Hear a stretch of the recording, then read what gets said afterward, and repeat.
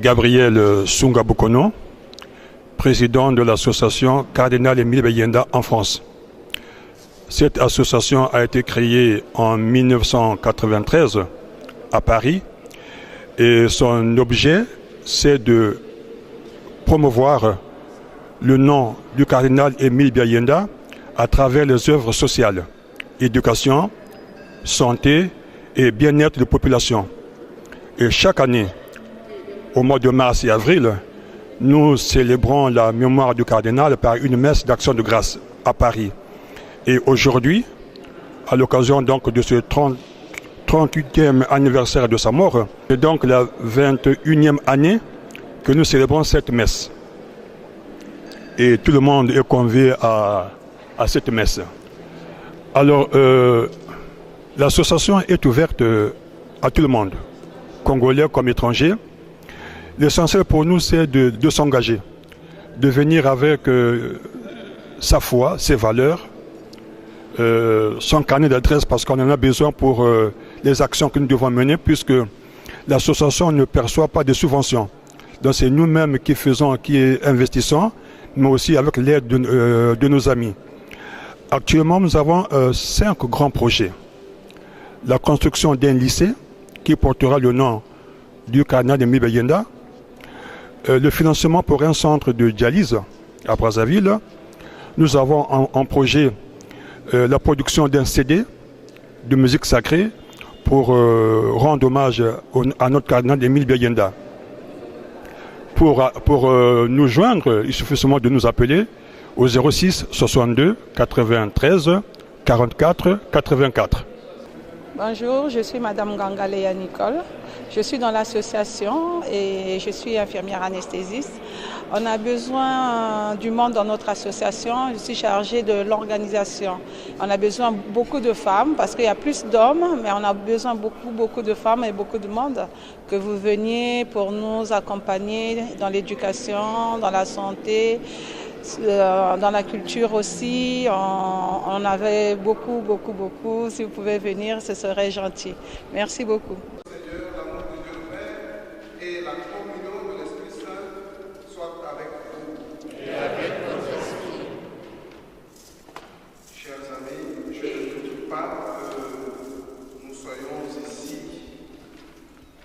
À cause de la miséricorde de Dieu qui nous rassemble.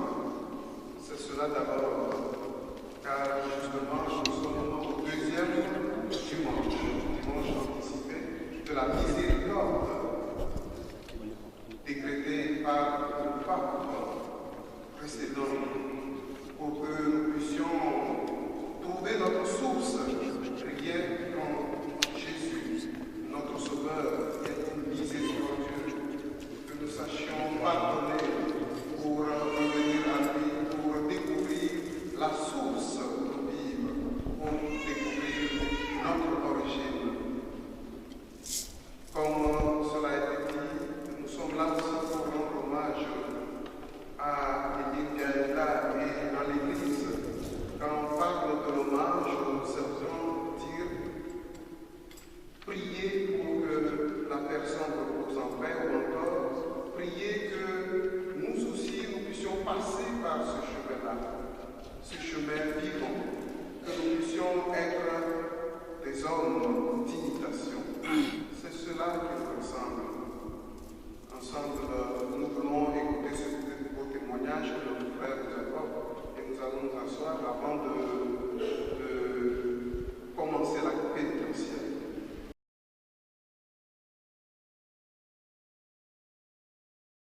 Témoignage, c'est un témoignage grave, peut-être un peu long, mais grave, car les choses dont nous allons parler sont des choses de la vérité.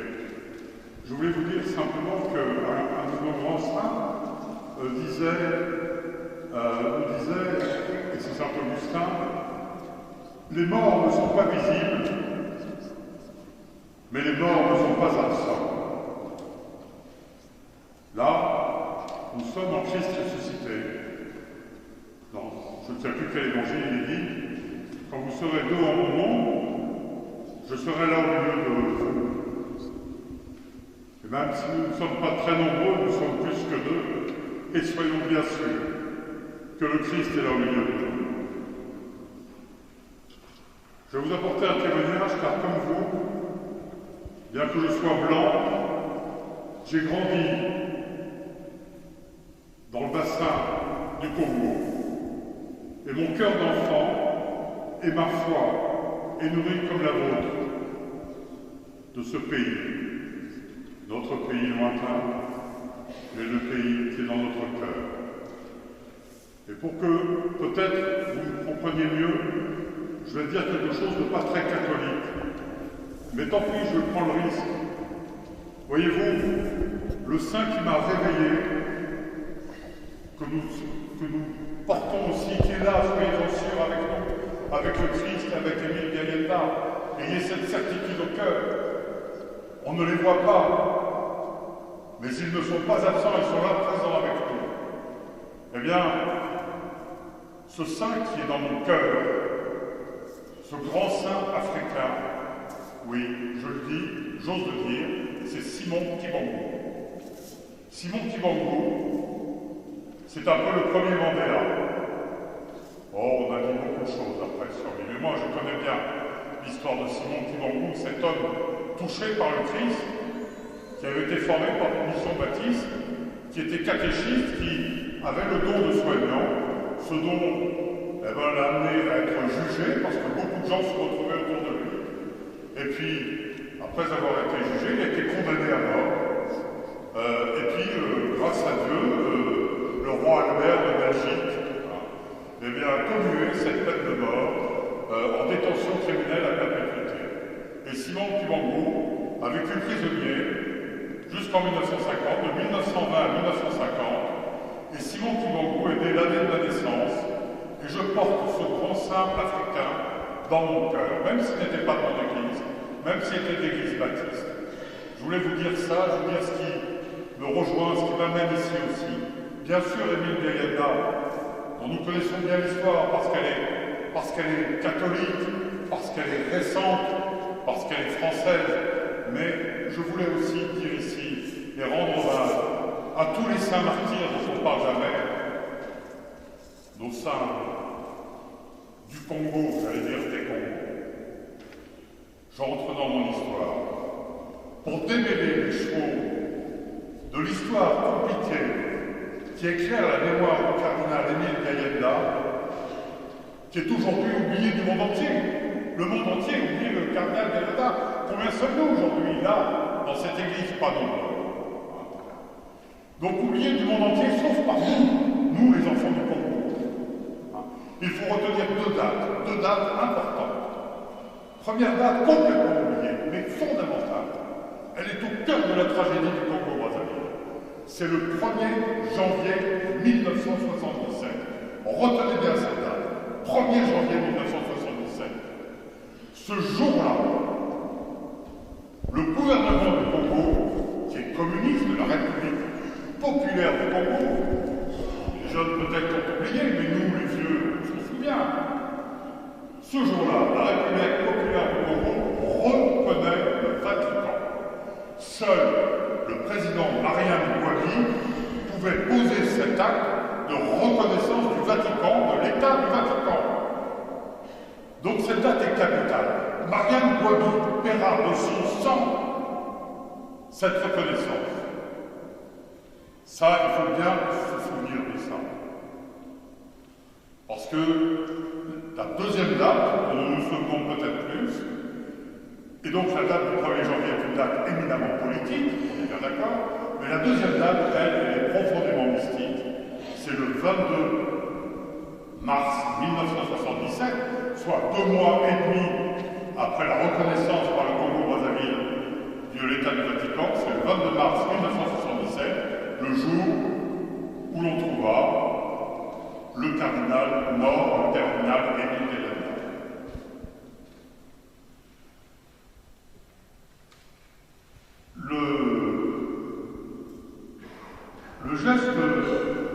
Le geste diplomatique que pose, qui est d'un courage inouï à la fin des années 70, au cœur de ce qu'il est convenu aujourd'hui, le temps de la guerre froide, annonce clairement, quand Marianne Wabi reconnaît l'État du Vatican, il dit au monde entier que la République populaire du Congo-Brazzaville va changer de camp, que le Congo-Brazzaville communiste se prépare à infléchir sa politique pour très vite retourner dans le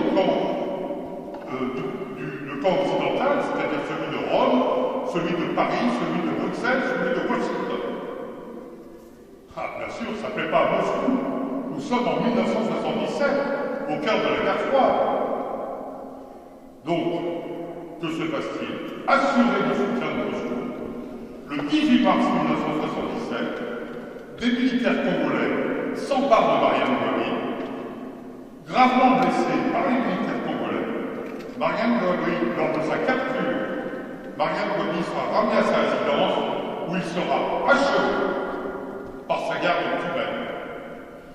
Il y a donc là une association entre les Congolais et les Cubains. C'est un crime politique. Malheureusement, terrible et banal.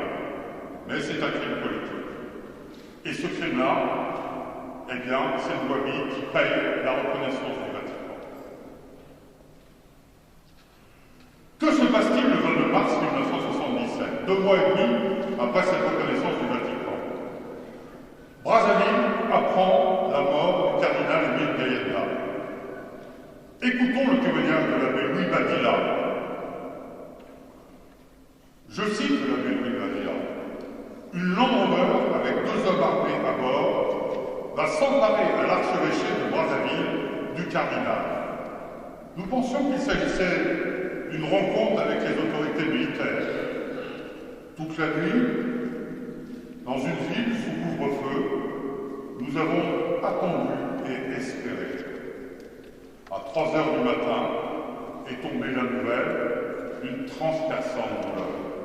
À 3 heures du matin, là est la vérité, d'une transperçante douleur. Nous apprenions, je veux le citer clairement, à 3 heures du matin, est tombée la nouvelle d'une transperçante douleur, devant les représentants, je cite Badilla, devant les représentants des églises catholiques, évangéliques, salutistes, kibambistes, convoqués en toute hâte à l'état d'alors, le comité militaire du parti nous apprenait que le cardinal Émile Gayenda avait été assassiné. Voilà ce que nous dit Badilla, l'abbé Badilla qui a disparu en 1990. Je poursuis. Le cardinal Gayenda fut retrouvé enterré dans le cimetière d'Itatolo. Son corps ne présentait aucune blessure mortelle.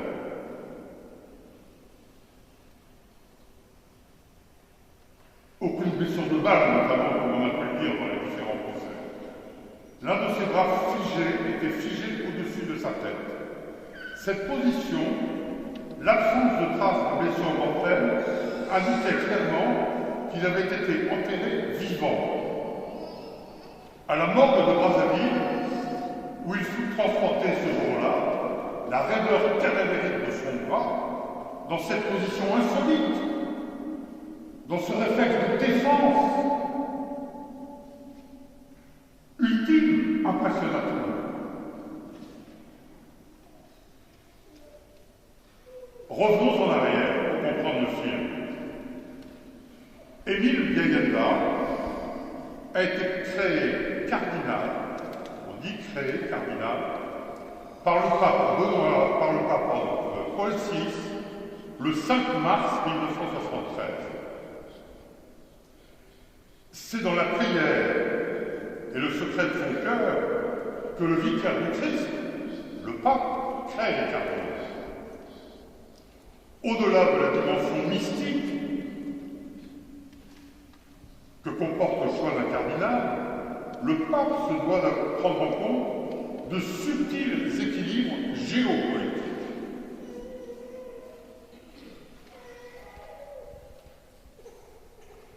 Les subtils équilibres géopolitiques du monde. Émile Gayenda est le premier cardinal de l'Afrique centrale.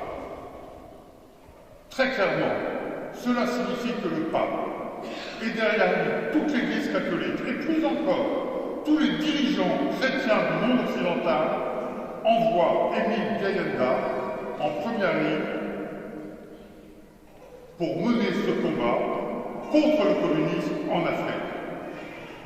Un combat qui, véritablement, ne concernait pas l'Afrique. Le communisme, c'est une guerre importée, une de plus. Au cours de ces années 70, le Congo-Brazzaville, plus que tous les autres pays de la région, est en pleine déroute. Il faudrait écouter et lire là les témoignages remarquables de Monseigneur Firmin Signa, les lettres notamment, qui ont été publiées par Paul Tinata, un professeur d'histoire de chez vous, qui a su conserver tous les témoignages admirables de Monseigneur Firmin Signa, qui a été un compagnon de route solide de Monseigneur Biayenda. On peut dire qu'Émile Biayenda, par sa foi, son charisme, a su rassembler le Congo-Brazzaville dans ce combat contre le communisme. Les catholiques, bien sûr, ils obéissaient à Rome, mais aussi toute la grande famille chrétienne, les salutistes, les évangélistes, les kibandistes. En 1977, donc, 13 ans avant la chute du mur de Berlin, pour vous dire que le Congo-Brazzaville est visionnaire. 13 ans avant la chute du mur de Berlin, le Congo-Brazzaville s'était engagé sur une voie qui devait le sortir de l'impasse communiste. Le 22 mars 1977, Émile Biayenda n'ignore rien des circonstances tragiques de l'assassinat de Marianne Gouabi et de Alphonse Massamba-Deba, qui lui aussi, il faut le rappeler, a été jugé le 18, en même temps que Biayenda, jugé par un tribunal militaire d'exception et qui a été fusillé, exécuté le 25 mars. Parce que ces deux hommes, ces deux leaders politiques alors, s'étaient rassemblés autour de Biayenda pour inventer une nouvelle constitution qui devait sortir le Congo-Brazzaville de l'impasse communiste. Et à la demande du Vatican et de l'Occident français et de l'Europe et des États-Unis. Donc Biayenda n'ignore rien le 22 mars, quand il part à son supplice, de ce qui s'est passé avec Marianne Gouabi et Massamba-Deba. Il pouvait très bien fuir à Kinshasa. C'était pas difficile, tout le monde le fait. Hein. Mais il ne fuit pas à Kinshasa. Il reste avec son peuple. Il sait que le Congo va rentrer dans les ténèbres. Il ne veut pas faire la croix que notre Seigneur Jésus-Christ lui propose librement d'accepter. Il sait que par cette foi acceptée, il finira par sauver son peuple en éclairant le Congo-Brazzaville de la vraie lumière de la patrie. Les hommes qui viennent s'emparer de lui le 22 mars sont des militaires congolais. Les Cubains ne sont dans aucun cas associés au crime de Monseigneur Biayenda. Ce sont des militaires congolais. Il s'agit d'une affaire strictement congolaise. Il s'agit d'un crime rituel lié à certains cultes sombres qui associent leur pouvoir sur les hommes en invoquant les forces du mal.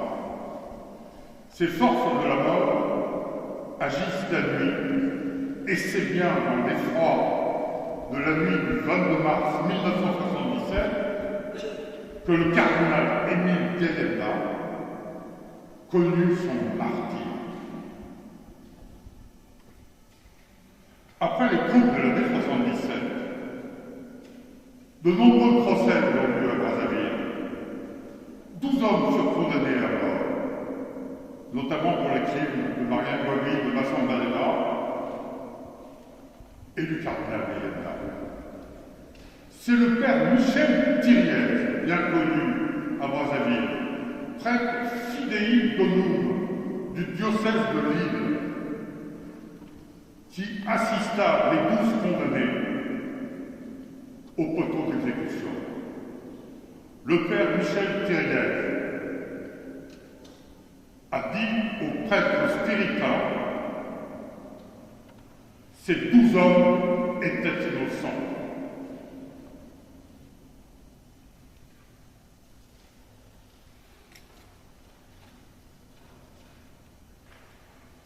En Pologne, le père Jerzy Popiełuszko, alors aumônier du syndicat Solidarność, figure emblématique de la lutte contre le communisme, est assassiné le 19 octobre 1984, soit 7 ans après Monseigneur Bielienda. C'est au plus haut niveau de la Pologne, communiste alors, que l'ordre de finir avec ce prêtre a été donné. Ce sont des officiers de la police polonaise qui, avec une infinie cruauté, se chargent de torturer jusqu'à la mort, de le torturer jusqu'à la mort. On peut affirmer que les circonstances du martyre du père Popiełuszko sont identiques à celles du cardinal. En 2009, le cardinal Bielienda, je vais le raconter. En 2009, le pape Benoît XVI approuve la béatification de Jerzy Popiełuszko en tant que martyr de la foi, 25 ans seulement après son martyre. En effet, et il faut le savoir, on n'est pas, nous les Congolais, des spécialistes du droit canon. Mais j'ai lu, j'ai appris, et c'est vrai, à vérifier, que la béatification d'un martyr de la foi peut avoir lieu sans qu'un miracle soit reconnu. Et je peux vous dire très sûrement plein de miracles bibliques. Et j'en suis un. En septembre 1996, soit 19 ans après sa mort, Monseigneur Barthélemy Batontou, qui lui est mort à l'hôpital de Brazzaville après son dîner et après avoir été bénir la dépouille mortelle d'un grand chef traditionnel, c'est une autre histoire. Donc Barthélemy Batontou, en 1996, archevêque de Brazzaville, introduisait à Rome la cause en béatification et en canonisation du cardinal Émile Bielienda. Donc c'est Barthélemy Batontou qui, en 1996, bientôt 20 ans, introduisait cette demande de béatification. On peut se demander, nous les Congolais, permettez-moi ce mot exclusif, pourquoi le père Popiełuszko est entré dans la grande lumière du martyrologe romain, et c'est justice.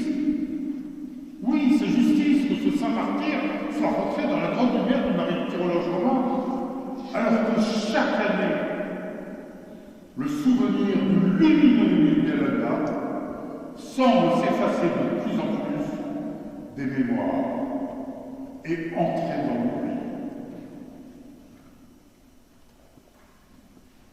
Ouais, voilà. On oublie. Le monde entier a oublié le cardinal Bielienda. Et Popiełuszko a juste été là aussi, lui, avec nous. Il n'est pas visible, il est présent avec le Christ, avec Bielienda, avec Simon Kibangou. Popiełuszko est là, on est plein de cette Église et de nos cœurs. Pourquoi le Vatican refuse-t-il de cultiver pour la gloire de Dieu le salut du Congo et de l'Afrique centrale tout entière? Le souvenir du cardinal. Sans doute qu'il y a de sérieuses raisons géopolitiques en Afrique centrale qui interdisent à Rome de rappeler sa mémoire. En effet, ceux qui assassinèrent le cardinal, qui aiment toujours les aides du pouvoir en place en Brazzaville. Mais il faut le dire ici à Paris, moi français, comme vous d'ailleurs, mais moi français aussi comme vous, il faut le dire ici à Paris, c'est la France, fille aînée de l'Église. Oui, je vous dis bien fille aînée de l'Église, qui remis en place en 1997 ce même pouvoir à Brazzaville. Voilà mes frères. En cette messe du 11 avril 2015, nous commémorons notre cardinal qui symbolise toute une histoire de la France, de l'Afrique, de l'Église catholique. Oui, adressons cette supplique à notre pape François. Je l'ai écrite, cette supplique, très sincère. Nous vous supplions de bien vouloir accepter de reconnaître le martyre de notre Père, le cardinal Émile Gayenda, qui sut vous obéir et suivre notre Seigneur Jésus-Christ jusqu'à la mort. Soyez bien sûr très sincères que comme l'Évangile qui partit de Paris pour éclairer Brazzaville puis Bangui il y a plus de 100 ans, cette lumière du cardinal Gayenda que vous nous aiderez à allumer à Rome saura chasser ces ténèbres qui se sont abattues depuis si longtemps sur Brazzaville jusqu'à Bangui. Merci, très sincère, de nous avoir écoutés.